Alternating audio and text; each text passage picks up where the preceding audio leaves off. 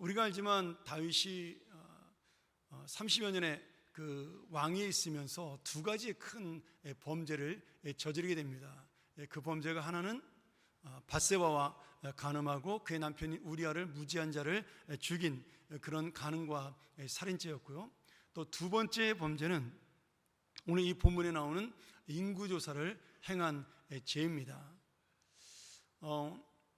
하나님께서 물론 이 성경에 인구조사 하나 때문에 이스라엘 백성을 7만 명이나 죽이시는 재앙을 내리신 것은 아닙니다. 나중에 시간 되면 제가 더 자세히 설명할 때가 있지만 이스라엘 백성의 무고한 피를 흘린 죄에 대한 하나님의 심판이기도 했습니다. 그러나 어쨌든 간에 이 하나님의 징계를 촉발시킨 동기는 교만한 다윗이 지금 군대를 자랑하기 위해서 요압 장군을 통해 전 인구를 조사하고 그 개수를 명하여서 자기의 군대가 이렇게 많은 군대를 가지고 있다는 걸 자랑하기 위한, 또는 내가 이렇게 이 나라를 잘 다스렸다라고 그렇게 자신을 드러내기 위한 그 교만과 자랑이 하나님의 징계의 가장 큰 동기와 원인이 된 것이죠. 물론 다윗이 중간에 인구조사를 했다가 하나님의 그 말씀을 깨닫고 회개하는 그런 놀라운 역사도 일어나게 됩니다. 그래서 인구조사 중간에 하나님 앞에 회개하고 자신이 하나님 앞에 징계를 받기를 원합니다. 그때 하나님께서 여러 가지 징계의 방법을 이야기했을 때 다윗은 사람에게 받는 징계가 아니라 하나님이 직접 내려주는 징계를 받겠다, 그렇게 결정을 해서 또 한 번 죄를 짓는 중에도 하나님을 의지하는 그 믿음을 보여주는 그런 모습을 볼 수가 있었습니다. 그런데 문제는 하나님의 이 징계의 재앙이 전염병으로 내리게 된 것입니다. 아마 다윗은 이렇게까지 큰 징계가 내릴지는 상상할 수 없었을 겁니다. 예루살렘으로 중심으로 3일 만에 7만 명이 죽는 무서운 하나님의 징계가 재앙이 내려지게 된 것이죠. 다윗이 이 모습을 보면서 가슴이 찢어지는 아픔과 고통을 겪게 됩니다. 왜 죄는 내가 지었는데 이 백성이 이런 억울한 죽음을 당하고 무고한 고통을 당해야 됩니까? 하나님께 기도하는 장면을 통해서 다윗이 얼마나 그 백성들의 죽음을 통해 큰 마음의 고통과 아픔을 겪었는지 우리가 볼 수가 있는 겁니다. 그런데 오늘 우리가 15절부터의 말씀을 이렇게 쭉 보면 사실 하나님께서는 지금 이스라엘의 숨겨진 죄와 이 다윗의 죄 때문에 어쩌면 예루살렘 전체에 있는 모든 사람들을 다 멸망시키기로 작정하신 모습을 볼 수가 있습니다. 그래서 15절에 예루살렘을 멸하러 천사를 보내었다, 이렇게 표현하고 있는 것이죠. 그런데 사람들이 죽는 모습을 보고 하나님께서 오늘 이 15절 말씀에 보면 어떻게 되어 있어요? 이 재앙 내림을 뉘우치사 멸하는 천사에게 이르시되 족하다, 이제는 내 손을 거두라, 이렇게 말씀을 합니다. 지금 하나님께서 당신이 행한 이 벌이 너무나 이 이스라엘 백성들에게 큰 재앙이 되었기 때문에 그 마음에 뉘우침을 가지고 후회했다, 이렇게 말씀하시는 것을 볼 수가 있는 것이죠. 그런데 사실은 이것은 하나님의 어떤 우리가 말하는 회개나 뉘우침을 말하는 것은 아닙니다. 여기에 정확한 뜻을 말한다면 하나님께서는 잘못했다라는 것을 뉘우친 것이 아니라 지금 다윗의 범죄로 또는 이스라엘 백성들의 숨겨진 죄로 그 내린 재앙이 너무 커서 그들을 보고 불쌍히 여기시고 긍휼히 여기셔서 마음이 아프고 안타까웠다, 그런 뜻으로 이 뉘우치다라는 단어를 쓰고 있는 것입니다.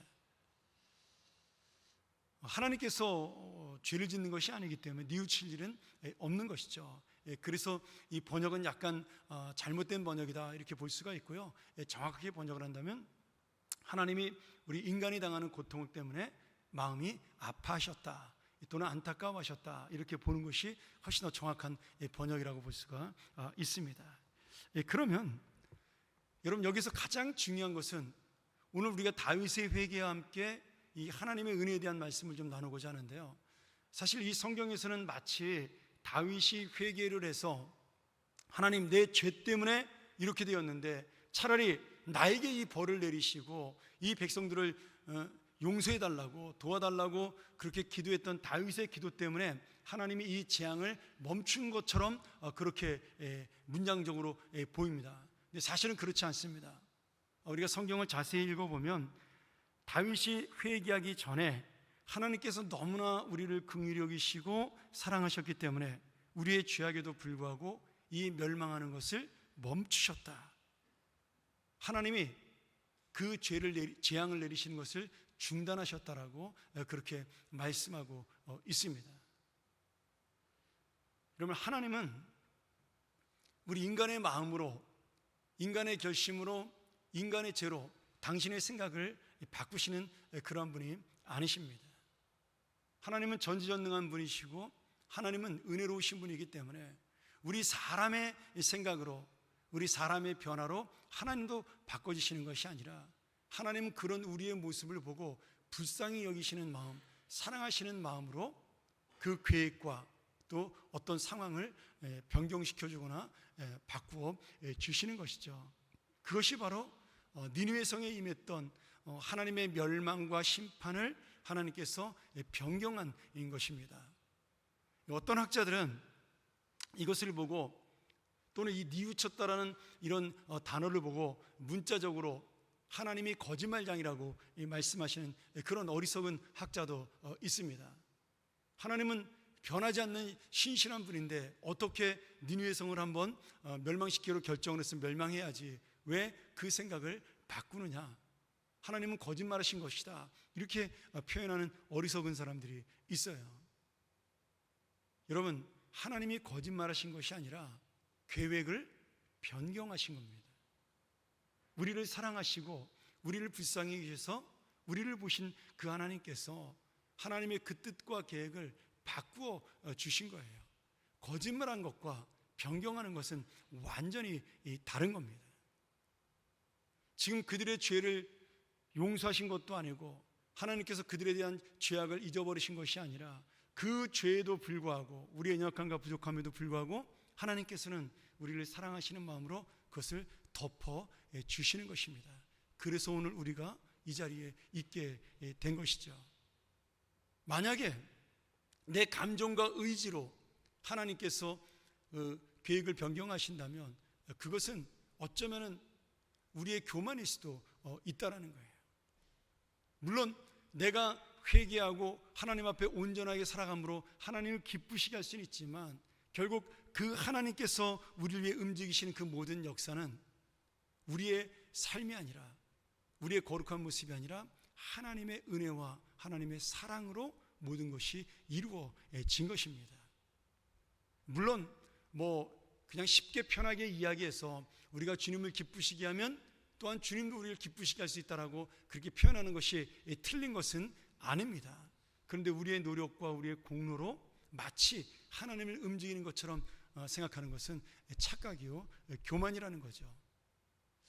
오늘 여러분, 이 말씀을 통해서 저는 참 하나님의 은혜를 다시 한번 깨닫게 됩니다. 우리가 완전히 회개하지 못해도, 완전히 주님 앞에 서지 못해도 하나님께서 우리를 사랑하시는 모습을 멈추지 않는다라는 거예요. 오늘 이스라엘 백성이 다 회개한 것은 아니었어요. 그러나 하나님께서는 그 이스라엘 백성 공동체 전체를 보면서 긍휼한 마음과 자비하신 마음으로 주님의 은혜를 베푸셨다라고 말씀해주고 있는 것이죠. 이 사랑하는 여러분, 우리가 기도할 때, 그래서 오늘 제목 그대로 하나님의 자비와 긍휼을 쌓는 것, 그것이 저는 기도의 가장 큰 능력이다, 이렇게 믿습니다. 할렐루야. 여러분, 이것을 잘 기억하고 기도하셔야 돼요. 내가 기도를 열심히 하고 뜨겁게 하고 아니면 오래 하고 그런 것으로 우리의 응답이 이루어지는 것이 아닙니다. 물론 그렇게 기도하는 것이 중요하고 나쁜 것은 아닙니다. 좋은 것이죠. 그러나 거기에 반드시 하나님의 자비와 긍휼을 구하는 우리의 마음, 가난한 마음이 들어가야 하나님께서는 우리를 긍휼히 여기시는 마음도 함께 볼 수가 있는 것이죠. 오늘 하나님의 은혜가 먼저 있고 난 다음에 다윗이 회개하는 모습을 볼 수가 있습니다. 하나님이 재앙을 멈추니까 그때서야 다윗이 정신을 좀 이렇게 뭐라 그럴까요? 막 백성들이 막 죽어나가니까 다윗이 어떻게 할 수가 없는 거예요. 이건 뭐 회개하고 하나님 앞에 뉘우칠 그런 어떤 공식적인 시간을 가질 만한 여유도 없이 막 너무나 급작스러운 재앙이 전국으로 퍼져나가는 모습을 보면서 황망한 다윗이 오늘 이 오르난의 타작마당에서 하나님께서 그 재앙을 멈추는 모습을 보면서 그 하나님의 은혜를 붙드는 기도를 시작하게 된 것입니다. 오늘 여러분, 저는 다윗의 기도가 그래서 또 중요한 의미를 가지고 있다고 생각을 해요. 우리가 하나님의 자비와 긍휼을 구하면서 기도하는 것도 중요하지만 또 한편 이 다윗의 마음, 지금 내가 백성을 위해 죽기로 결심했을 때 이 백성 대신 나에게 벌을 내려달라는 그 기도를 드렸을 때 지금 이 다윗의 기도가 하나님의 그 긍휼한 마음을 다시 한번 더 배가시키는 능력이 되었다라는 거죠. 그래서 모두가 살게 되는 역사가 또 다시 한번 일어나게 됩니다. 참 이게 놀라운 장면이죠. 다윗이 지금 이스라엘 백성을 자기의 군대, 자기의 힘과 능력으로 보았을 때는 하나님의 재앙이 임했어요. 그런데 하나님께서 주신 목자의 마음으로 그 양들, 다시 말하면 그 백성들을 긍휼히 여겨야 될, 돌봐야 될 양, 내가 생명을 바쳐 사랑해야 될 양으로 보았을 때 그 양을, 그 백성을 도구가 아닌 하나님의 사람들로 보았을 때 살 길이 열리게 된 것입니다. 저는 이 말씀이 정말 우리 모두에게 의미가 있는 말씀이다, 그런 생각이 들어요. 이 하나님의 긍휼한 마음이 바로 다윗이 가져야 될 마음이고 또 이것이 바로 우리의 마음이 되어야 공동체도 살고 나도 살 수가 있습니다. 여러분, 하나님께서 우리에게 주신 사명은 자랑이나 교만이나 그 권세를 누리기 위해서 주신 것이 아니라 생명을 살리는 도구로 주신 겁니다. 다윗이 왕위에 오른 것은 제가 주일날 다시 한번 르호보암 왕을 통해서 말씀을 전하겠지만 그를 왕으로 세우신 것은 이스라엘 백성을 다스리는 왕의 권세가 아니라 목자의 돌보심과 그리고 마음을 가지고 그 백성들을 사랑하라고 하나님의 왕으로 세우신 거예요. 어느샌가 다윗이 나라가 강해지고 그리고 자신의 권력이 힘이 있어졌을 때 자기도 모르게 이방 나라의 왕들처럼 다윗은 자기의 백성을 자기의 힘의 도구로, 권력의 이 도구로 생각을 하게 된 것입니다. 그게 바로 인구조사였어요. 우리아를 죽일 때도 마찬가지죠. 자기가 사랑하고 자기가 돌봐야 될 자신의 부하, 더군다나 자신에게 생명을 바치는 그 충성스러운 신하인 우리아를 자신의 육체의 욕심을 채우는 도구로 봤을 때 그는 우리아를 쉽게 죽일 수가 있었습니다. 그런데 하나님이 보실 때는 우리아나 다윗이나 똑같이 소중한 생명이었어요. 다윗이 나중에 이것을 깨닫게 된 것이죠. 그래서 이 우리아와의 그 살인의 범죄로 인해서 다윗의 가정에 계속해서 문제가 일어납니다. 밧세바와 불륜을 한 아이가 며칠 되지 않아 죽는 그런 슬픔을 겪게 되기도 하고요. 또 다윗의 집안에 끊임없이 이 반란이 일어납니다. 근데 그때마다 다윗은 그 반란을 일으킨 사람을 미워하고 그를 저주하는 것이 아니라 자신의 죄를 저주하고 자신의 죄를 회개하는 모습을 계속해서 보여요. 왜냐하면 나 때문에 생명을 잃은 우리아의 생명을 지금 하나님이 갚으시는 것이라고 그렇게 믿었기 때문입니다. 그게 다윗의 위대한 점이기도 한 것이죠. 그런데 그렇게 살아갔던 다윗이 또 말년에 지금 자기의 백성을 힘의 도구요, 자기 권력의 도구로 삼는 그런 또 실수를 범하는 모습을 보면서 우리 인간이 얼마나 연약한가를 볼 수가 있는 것이죠. 참 이게 살아가면서 내가 처음부터 끝까지 바른 신앙으로 처음 마음으로 가지고 초지일관하게 주님의 첫사랑을 가지고 마지막까지 살아간다는 것은 정말 어려운 것 같습니다. 저도 기도할 때 그런 기도 자주 하거든요.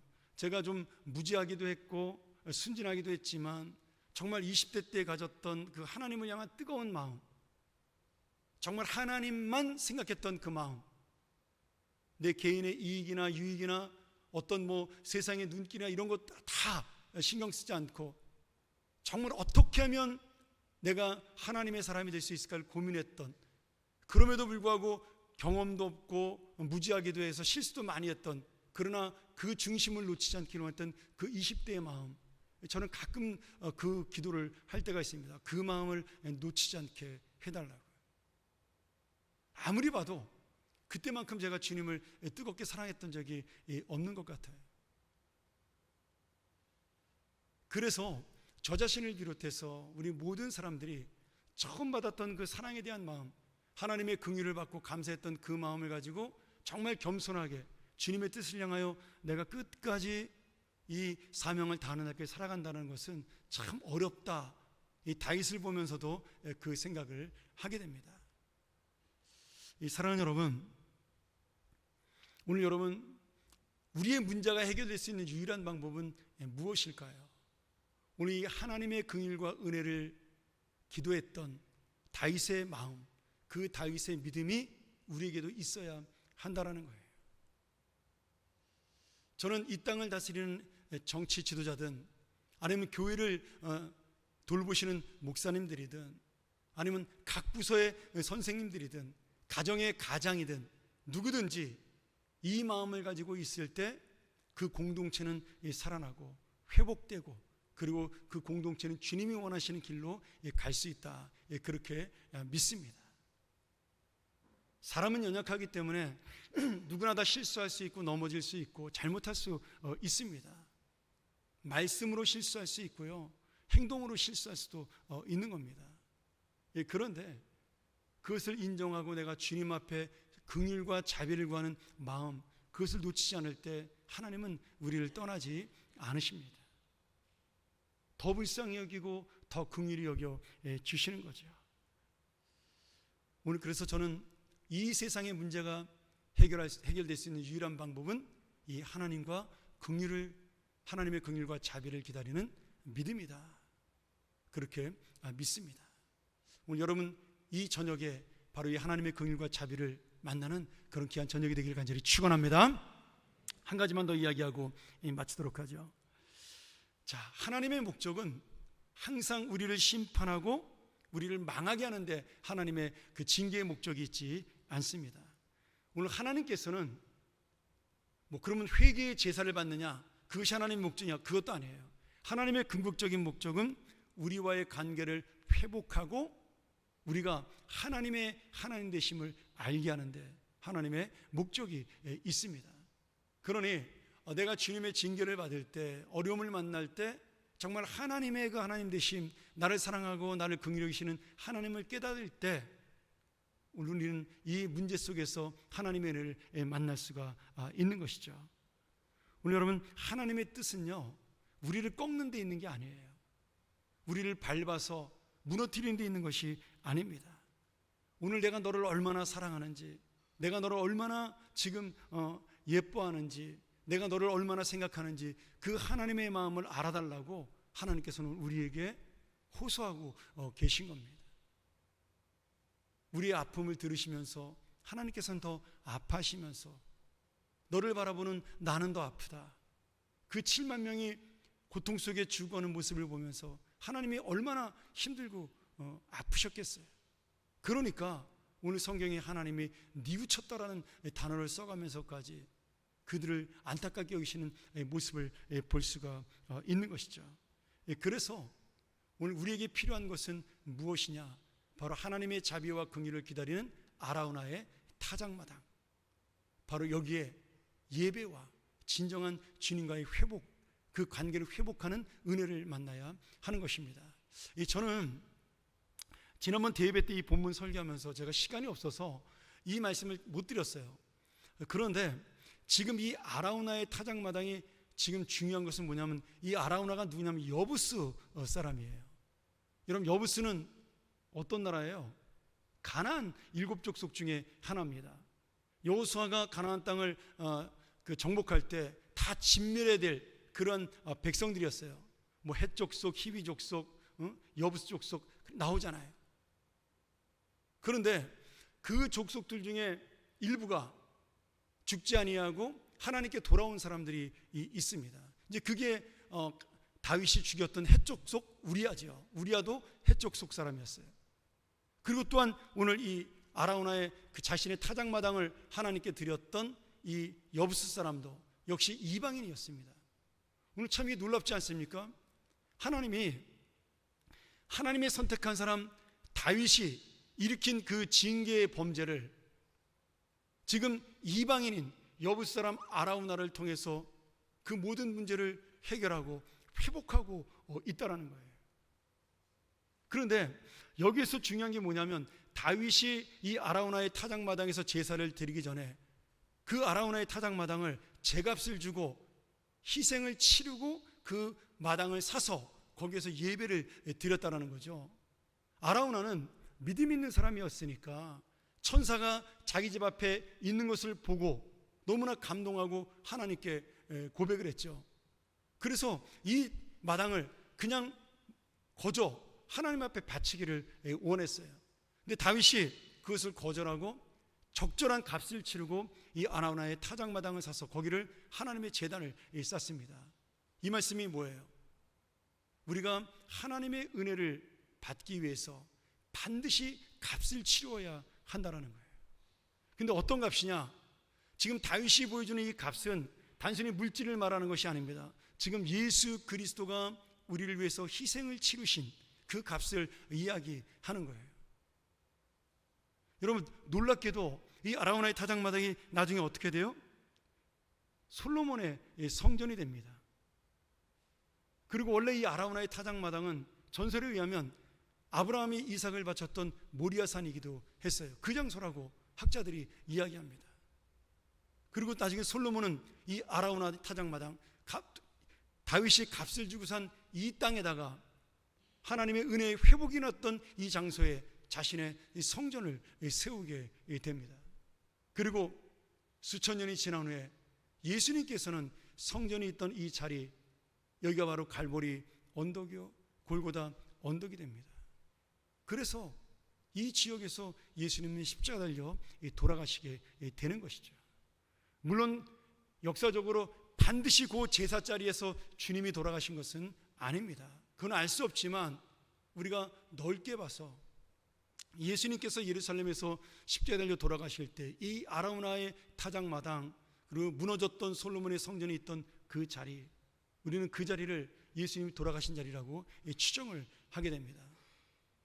지금 다윗은 자기도 모르는 사이에 그 값을 치르면서 이미 이 성전의 역사, 자신의 아들이 만들 그 성전의 참된 은혜와 회복의 역사를 만나고 있는 거예요.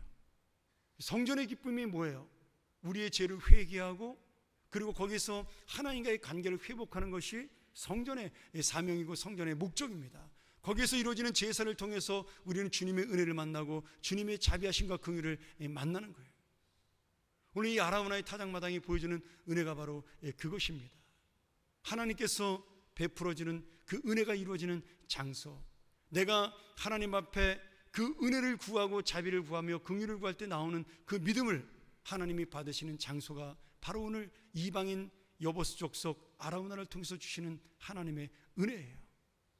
그리고 그 이방인을 통해 보이시는 하나님의 역사, 믿음으로 서는 자, 하나님께서는 그를 하나님의 구원의 사명자로 쓰신다라는 놀라운 역사를 이 여부스 사람 아라우나를 통해서 보여주고 있는 것이죠. 오늘 여러분, 우리 모두가 이 말씀을 통해 우리는 이미 예수님의 값을 치르고 이 땅에 살게 된 하나님의 사람들입니다. 그러면 오늘 우리는 우리의 값을 치르는 믿음이 무엇일까요? 오늘 다시 한번 이 시간 그 하나님의 은혜를 구하면서 나의 교만과 자랑과 욕심을 내어버리고 오직 주님의 자비와 긍휼을 구하는 그 믿음의 기도, 오늘 여러분의 문제를 가지고 기도할 때, 이 교회를 향하여 기도할 때, 이 나라와 이 민족을 향하여 기도할 때 우리의 힘과 능력이 아닌 오직 주님의 자비와 긍휼이 이 땅에 임하기를 원하고 우리의 가정에 임하기를 원하고 이 교회에 임하기를 원하는 그러한 놀라운 믿음의 기도가, 그 중심의 기도가 오늘 응답의 역사를 일으키고 어느샌가 하나님과 회복되며 그리고 주님의 역사를 만나는 귀한 시간이 되리라고 믿습니다. 오늘 여러분 다시 한번 이 자리가 바로 아라우나의 타작마당이 되기를 소원합니다. 여러분의 기도가 하나님의 자비와 긍휼을 구하는 놀라운 기도가 되기를 소원합니다. 오늘 그래서 그 하나님을 붙들 때 오늘 우리에게도 하나님의 역사가 임하고 하나님의 은혜가 임하고 하나님의 긍휼이 임하는 이 귀한 시간 되기를 주님의 이름으로 간절히 축원합니다.